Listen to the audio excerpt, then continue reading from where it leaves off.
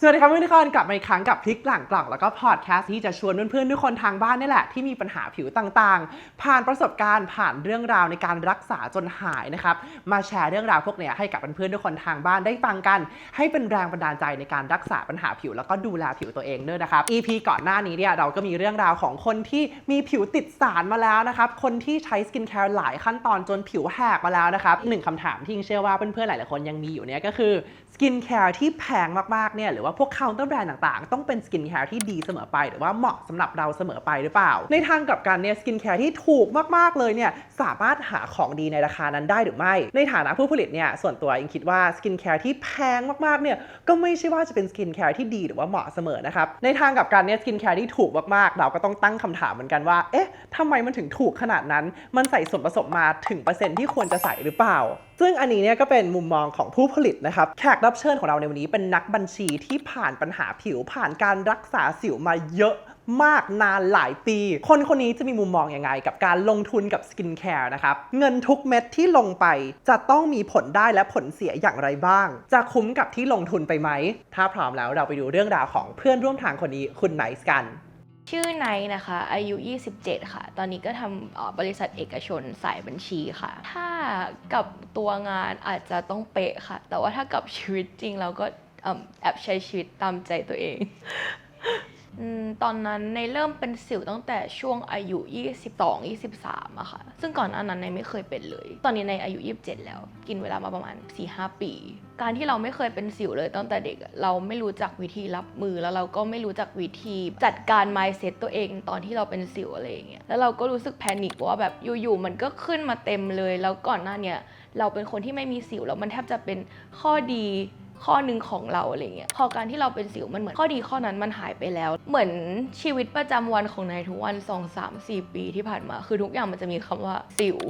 วตลอดเราจะทำทุกอย่างเพื่อแบบรักษาสิวหาข้อมูลเพื่อรักษาสิวหาหมออะไรเงี้ยมันวนเวียนแล้วก็แบบวอลแวร์แต่กับเรื่องสิวอยู่เป็นระยะเวลานานนะคะตื่นมาในก็จะทาพวกยาแบบเบนแซกก่อน5 นาทีอะไรเงี้ยแล้วก็ไปล้างหน้าหลังจากนั้นเนี่ยก็จะทาโทนเนอ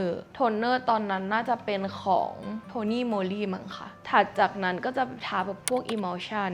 คาแรงดับเบิลซีรัมแล้วก็เป็น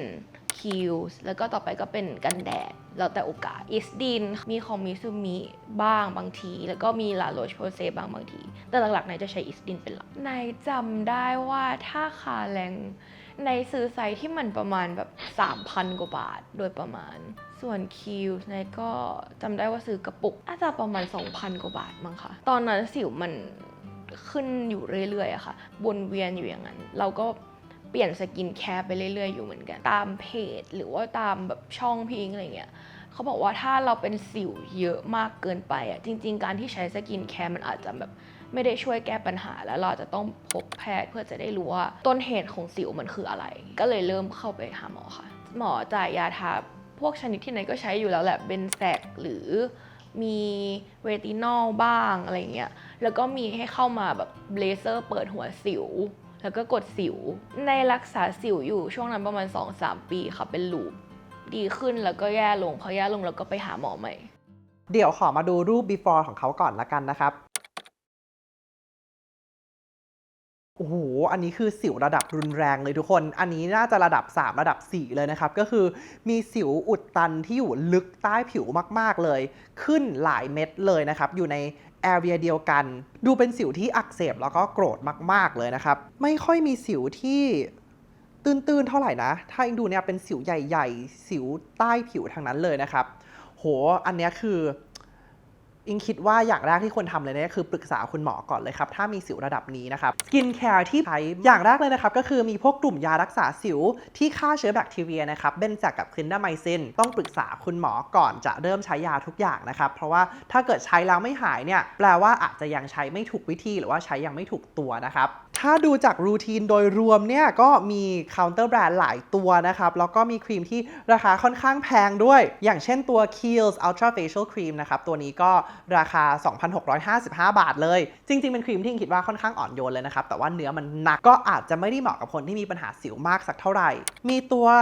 คาแรงดับเบิลเซรั่มราคา 5,000 กว่าบาทด้วยนะครับตัวนี้เนี่ยอิงค่อนข้าง แป ลกใจที่อยู่ในรูทีนนี้แต่ว่าในขณะเดียวกันก็ไม่แปลกใจเหมือนกันเพราะอะไรรู้ไหมจากประสบการณ์ส่วนตัวเลยแล้วกันเวลาคนเริ่มรักษาสิวยังไม่ได้รู้จักวิธีใช้สกินแคร์เลยนะเรามักจะพุ่งตัวไปที่สกินแคร์ที่แพงที่สุดสกินแคร์ที่คนแนะนำว่าดีที่สุดนะครับโดยที่ไม่ได้กลับมาคิดหรือกลับมาดูส่วนผสมเลยว่ามันมีอะไรในนี้ที่ช่วยเรื่องสิวอยู่จริงๆหรือเปล่าจำได้เลยโมเมนต์ที่เป็นสิวครั้งแรกเลยนะเดินไปที่โต๊ะเครื่องแป้งหมาแล้วหยิบลาแมของหมามาใช้ถามว่ามันมีอะไรในนั้นที่ช่วยเรื่องสิวหรือเปล่าไม่มีเลยแต่ว่าภาพจำในหัวเราก็คือของที่แพงก็คือของที่ดีก็คือของที่สามารถช่วยได้ทุกอย่างทาแล้วสิวหายผิวดีผิวเด้งไม่เป็นความจริงเลยนะครับถ้าจะปรับเปลี่ยนนะครับอย่างแรกเลยคิดว่าเอาครีมที่มีความหนักออกก่อนเอาคาแรงออกนะครับเพราะว่ามันไม่ได้ช่วยเรื่องสิวยารักษาสิวเนี่ยอยากจะให้เมคชัวร์กับคุณหมออีกทีนึงว่ามันเป็นตัวที่เหมาะจริงๆใช่ไหม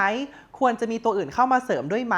และใช้ในความถี่ที่ถูกต้องอยู่หรือเปล่ากันแดดก็อาจจะสลับหลายตัวเหมือนกันนะครับมีตัว Isdin La Roche-Posay แล้วก็ Mitsumi ด้วยการที่เราสลับสกินแคร์บ่อยๆเวลาที่เรามีปัญหาสิวเนี่ยมันก็อาจจะไม่ได้เป็นเรื่องที่ดีมากเท่าไหร่เพราะว่าถ้าเกิดมันเกิดปัญหาขึ้นแล้วเนี่ยเราไม่สามารถ trace back กลับมาได้ว่าเราเกิดอาการไม่ดีกับผลิตภัณฑ์ตัวไหนนะครับเป็นเหตุผลด้วยว่าไม่อยากจะให้หลายๆคนที่มีสิวเนี่ยมีหลายขั้นตอนนะครับเพราะเราไม่สามารถรู้ได้เลยว่าเรากำลังมีปัญหากับผลิตภัณฑ์ตัวไหนอยู่นะครับถ้าเป็นรูทีนที่อิงจะเซตใหม่จากสินค้าตรงนี้นะครับอิงก็จะเลือกใช้ยารักษาสิวที่คุณหมอจ่ายให้ล้างหน้าด้วยอะไรที่อ่อนโยนนะครับหามอยส์เจอไรเซอร์อีกตัวหนึ่งนะครับที่ไม่ได้อยู่ในลิสต์นี้อาจจะเป็นตัวที่เนื้อบางเบาหน่อยกันแดดถ้าเกิดดูจากลิสต์นี้เนี่ยก็อาจจะเลือกเป็น Mitsumi เพราะว่าเป็นสูตรที่ไม่ได้กันน้ำนะครับส่วนตอนเย็นเนี่ยก็จะใช้ยารักษาสิวที่คุณหมอจ่ายนะครับแล้วก็ตบท้ายด้วยมอยส์เจอไรเซอร์ที่เนื้อบางเบาหน่อย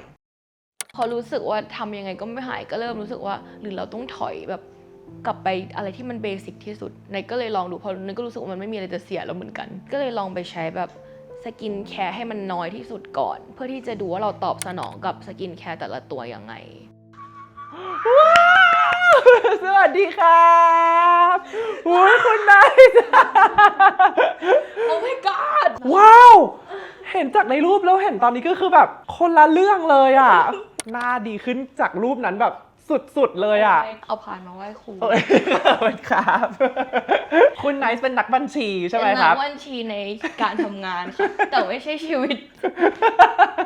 เราในมุมมองของนักบัญชีเนี่ยเราเลือกสกินแคร์ยังไงครับคือต้องมีการคำนวณผลได้ผลเสียไม่ได้ใช้ความรู้พาร์ทนั้นในการเลือกซื้อสกินแคร์เลยค่ะ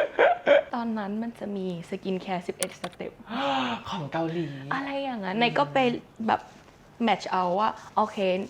สกินแคร์ชิ้นนี้เนื้อประมาณนี้น่าจะอยู่สเต็ปนี้เราก็เรียงลำดับเลยค่ะซื้อมาตูมก็ใช้ตูมโอ้โหแล้วตอนนั้นเป็นยังไงบ้างหน้าเหนียวสิวมันไม่ได้ดีขึ้นสิวมันก็ยังเกิดขึ้นอยู่เรื่อยๆอ๋อครับแล้วเรา struggle กับการเป็นสิวอย่างเงี้ยอยู่นานไหมครับนานค่ะจริงๆแล้วสิวไหนเพิ่งมาดีขึ้นจริงๆคือช่วงปีที่แล้วเองแล้วตอนที่เราไปหาหมอแล้วคุณหมอเขาบอกอะไรกับเราบ้างครับมีการเอาเชื้อสิวไปตรวจค่ะเจอว่าเป็นพวกแบบตอนก่อนมันชื่อ P acne เนาะเดี๋ยวนี้ C acne แล้วอยู่ในลูปเนี้ยนานไหมครับเป็นปีอีกแล้วค่ะโอ้โหมันจะมีช่วงที่ดีขึ้นแล้วสักพักก็กลับมาใหม่แล้วก็ดีขึ้นแล้วกลับมาใหม่อย่างเงี้ยเหมือนมันไม่ stable อะค่ะอิงว่าอันเนี้ยเป็นอะไรที่หลายๆคนอะน่าจะเป็นเหมือนกันสิวมันเป็นอะไรที่เรื้อรังมันเป็นโรคผิวหนังที่มาไปเป็นเรื่องปกติอิงอยากจะฝากไว้ว่ามันเป็นอะไรที่แบบเป็นไปไม่ได้ที่จะรักษาให้หายขาดได้มันแค่ต้องพยายามรักษาให้ดีที่สุดเมนเทนผิวให้แข็งแรงที่สุดอย่างที่สำคัญมากเลยคือปรับ mindset ให้เราแบบอยู่ร่วมกับมันได้อะตอนแรกถ้าจะชกกับมันทุกวันตื่นเช้ามา mindset ความคิดแรกของเราคือเราเป็นสิวมีกระจก1 อันแล้วก็แบบส่องหน้าเช็คตลอดเข้าใจความรู้สึกนี้มากเลยสกิลว่าฉันเป็นสิวบ่ายเป็นสิวกลางวันเป็นสิวเป็นแบบนี้เหมือนกันเลยแล้ววันไหนที่มันกลับมาแล้วจะนอยมากแล้วเทคนิคนึงนะที่ทำให้อิงอะหลุดจากตรงนั้นไปได้ประมาณนึงเลยคืออะไรรู้ไหมหยุดส่องกระจกฟังเหมือนกันฟังคุณอิงมานั่นแหละมันเป็นความจริงแบบเวลาเข้าห้องน้ำนะจะต้องแบบดูกระจกดีใช่ปะนี่แปรงฟันหรออย่างงี้เวลาเซ็ตผมหรออย่างงี้แล้วมันทำให้ mental health แบบดีขึ้นมากแล้วยิ่งพวกกระจกที่แบบมันซูมเข้าหน้ากระจกพวกนั้นนะโยนทิ้งเดี๋ยวนี้ทุกคนมันไม่มีใครจริงๆมันไม่มีใครในชีวิตจริงที่จะมองผิวเราแบบเนี้ยตลอดกาลบ้าง มันไม่มีใครที่ซูมผิวเราขนาดนั้นอยู่แล้วเพราะฉะนั้นทุกคนการเป็นสิวเป็นเรื่องปกติไม่ต้องนอยใครๆก็เป็นนะคะอยากจะรู้ว่ารูทีนณปัจจุบันตอนนี้เป็นยังไงครับจริงๆก่อนจะสร้างรูทีนอะในแค่คิดว่าในรูทีนของไหนมันต้องมีอะไรบ้างหนึ่งก็คือความชุ่มชื้นใช่ไหมแบบเสริมชั้นผิวแล้วก็มีกันแดดอันนี้คือจำเป็นที่สุดแล้วก็มีคลีนเซอร์ก็คือความสะอาดก็เป็นอันดับหนึ่งอันเนี้ยก็คือแบบเรียนมาค่ะจากคุณอิง ตอนเช้าเนี่ยจะใช้คลีนเซอร์แบบไม้ค่ะใช้ของฟิซิโอเจลสีฟ้าล้าง1ทีแล้วก็ถ้ามีสิวจะทาเบนแซกแล้วก็ล้างเสร็จเอาทิ้งไว้5 นาทีล้างตามด้วยคินดาไมซินที่เป็นน้ำใสๆก็คือเป็นยาที่คุณหมอจ่ายมาให้ใช่เสร็จแล้วเราก็จะทาเซรั่มของDermatology ตัว ATG อันนั้นช่วยเสริมเกราะป้องกันผิวได้ดีนะคะใช่แล้วก็ถัดจากนั้น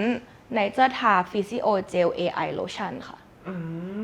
ครับโอเคแล้วก็จะทาเป็นกันแดดอันนี้คือแค่เบสิกยังไม่ได้แอดวิตามินซีเข้าไปจริงๆไหนจะทาวิตามินซีไปด้วยตอนที่แบบรู้สึกว่าสิวสงบขึ้นแล้วอะไรอย่างเงี้ยค่ะโอเคแล้วก็มีแค่สลับแอคทีฟเข้ามาใช้ตอนที่มีปัญหานั้นๆรสมากแต่วันนี้เลยค่ะ ก็คือเราเริ่มจากการล้างหน้าก่อนก็จะใช้ไมเซล่าวอเตอร์ล้างหน้าค่ะแล้วก็มีดับเบิลคลีนซ์การใช้เซรามิกเครมทูโฟมจะเริ่มจาก ATG เหมือนกันเดอร์มาซาจีถ้าวันที่จะทาเรตินอลเนี่ยก็จะทาเรตินอลต่อเลยเป็น Isdin Retinol Intense ครับค่ะเสร็จแล้วก็แล้วนั้นก็จะทา Physio Gel Lotion 1 ทีแล้วก็ทาสกินนอเรนที่เป็นยาที่คุณหมอให้โอเคเสร็จแล้วก็จะทาเคียวโคดออยล์เมนต์แล้วก็หมดแล้วก็ทาลิปมันโอเคก็คือในช่วงที่สิวกลับมาเนี่ยเราก็จะเอาตัวเรตินอลกับตัว Skin Orange ออกก่อนใช่แล้วใส่ยาทาสาสิวเข้าไปแทนยารักษาสิวที่ใช้อยู่ในช่วงตอนเช้าใช่เรามาใช้ช่วงตอนเย็นด้วยใช่ก็สำหรับอิงนะก็ยังถือว่ามีหลายขั้นตอนอยู่แต่ว่าคุณไนซ์ดูเข้าใจส่วนผสมมากๆและใช้อย่างมีเจตนาสลับส่วนผสมในโมเมนต์ที่มีปัญหาผิวเอาเข้าและเอาออกอย่างแบบฉลาดในมุมมองของอิงนะบทเรียนอย่างหนึ่งที่อิงอยากจะฝากเอาไว้เพราะว่าหลายๆคนเนี่ยอาจจะมองรูทีนเนี้ยเราคิดว่าเฮ้ยมันขั้นตอนเยอะมากแบบว่ามันใช้หลายๆอย่างแอคทีฟหลายๆอย่างรวมกันอย่างเงี้ยมันเป็นอะไรไหม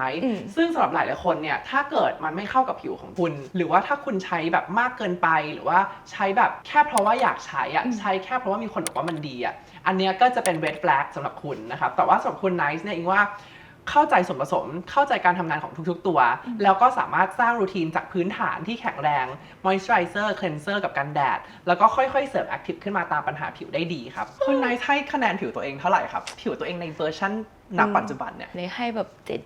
7.5 ครับเพราะว่าในรู้สึกว่ามันมีสกาแบบมันการที่เราเป็นสิวหนักๆมันจะทิ้งแบบหลุมตื้นๆหรือว่าแบบtexture หรือว่ารอยไว้อะไรเงี้ยก็เลยคิดว่ายังมีเรื่องให้ไปต่อแต่ถามว่าพอใจไหมก็คือพอใจขึ้นมากคืออิงว่าจริงๆมันเป็นเรื่องปกติมากๆเลย texture skin is normal skin หลายๆครั้งเราอาจจะแบบเสพสื่อเราอาจจะดูคนออนไลน์ว่าแบบทำไมทุกคนมันผิวดีขนาดนี้ทำไมมันไม่มีใครมีรูขุมขนไม่มีใครมี texture บนผิวเลยแต่ว่าดาราทุกคนอินฟลูทุกคน Photoshop รูปหมดเข้าเมตูหมดเพื่อนของคุณคนรอบข้างคุณมีกี่แอปกว่าจะได้ลงรูปใน IG 1 รูปนะครับก็เลยคิดว่าเฮ้ยเราต้อง normalize เรื่องแบบนี้ได้แล้วแต่ก็เข้าใจว่าเราก็จะมักจะโหดกับตัวเองกว่าคนอื่นโหดกับเราอยู่เสมอแหละเพราะฉะนั้นอิงว่ามันเป็นอะไรที่พวกเราทุกคนนะรวมถึงอิงเองด้วยก็สามารถ work on ได้อยู่ตลอดเวลาการแบบมั่นใจในตัวเองมากขึ้นมี self esteem ที่ดีขึ้นไม่ใช่แค่ผิวของตัวเองแต่กับร่างกายและบอดี้ของเราด้วยครับยินดีกับคุณไนท์มากๆเลยเพราะคุณไนท์มาได้ไกลมากๆครับอิงว่าเป็นเรื่องราวที่ inspirational มากๆสำหรับหลายๆคนแล้วก็ได้บทเรียนหลายๆอย่างจากเรื่องราวนี้ไปเลยครับสรุปการลงทุนในแบบสำหรับนักบัญชีกับสกินแคร์คุณไนท์อยากฝากอะไรไว้ไหมครับเราควรมีความรู้ก่อนค่ะไม่ว่าจะลงทุนกับอะไรก็ตามไม่ใช่แค่สกินแคร์มันเป็นสิ่งแรกเลยคือเราควรมีความรู้ที่เพียงพอ fact base อันนี้คือขั้นตอนแรกแล้วจากนั้นก็คือ trust process ทุกอย่างมันจะดีขึ้นเองชอบมากเลยเหมือนเวลาเราซื้อหุ้นไหมเหมือนเวลาเราลงทุนอะไรบางอย่างใช่ไหมใช่สกินแคร์เซตก่อนมันคือการลงทุนแบบไหนไหนบอกว่ามันคือการซื้อหุ้นตามเพื่อนบอกคนลุกชัดมากแต่ว่าแบบเวอร์ชันหลังคือเป็นการลงทุนแบบที่เรามีความรู้แล้วแล้วก็ลงทุนให้ optimal มากขึ้นนี่นะครับทุกคนการลงทุนกับสกินแคร์ในแบบฉบับของนักบัญชีเป็นแบบนี้นะครับ อิงคิดว่าเป็นรูทีนที่ดีมากๆแล้วก็เหมาะมากๆสำหรับคุณไนซ์เลยครับหวังว่าเรื่องราวนี้จะเป็นเรื่องราว case study ที่ดีมากๆสำหรับหลายคนเลยนะครับวันนี้ก็ขอบคุณไนซ์มากๆเลยนะครับที่มาแชร์ให้พวกเราได้ฟังกันหวังว่าจะเป็นแรงบันดาลใจแล้วก็กำลังใจดีๆให้กับเพื่อนๆหลายๆคนที่มีปัญหาคล้ายๆกับคุณไนซ์อยู่นะครับถ้าคุณชอบวิดีโอนี้ก็อย่าลืมกดไลค์ subscribe แล้วก็แชร์ให้พวกเราด้วยนะครับแล้ววันนี้พวกเราก็ขอลาไปก่อนบ๊ายบาย การติดตามช่องพี่อิงอะเป็นส่วนหนึ่งในการเดินทางของไหนเหมือนกันในการแบบรักษาสิวอะไรเงี้ยแล้วไหนก็รู้สึกว่าแนวทางของพี่อิงมันชัดเจนแล้วก็รู้สึกว่าจริงใจทำให้ไหนแบบช่วยแก้ปัญหาของไหนได้อะไรเงี้ยไหนก็รู้สึกว่าไหนอยากจะมาแชร์สิ่งที่ไหนเจอมาเหมือนกันแล้วก็วิธีรับมือ